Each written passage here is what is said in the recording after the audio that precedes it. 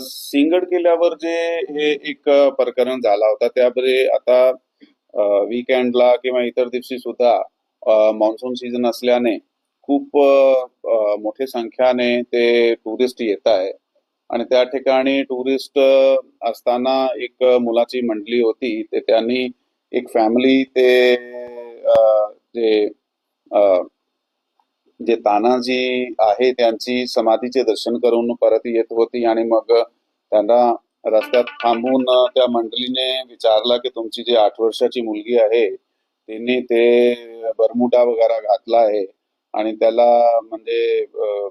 Western काइंडचे कपडे घातले आहे म्हणून तुम्ही इथे दर्शनासाठी वगैरे जाऊ शकत नाही असा काहीतरी कमेंट केलं त्याच्यामध्ये बाचाबाची झाली आणि वादविवाद झाला त्याच्यात त्या मंडळी जी होती त्याच्या विरुद्ध गुन्हा दाखल करण्यात आलेला आहे हवेली पोलीस स्टेशनच्या हद्दीमध्ये आणि तपास सध्या त्यामध्ये चालू आहे.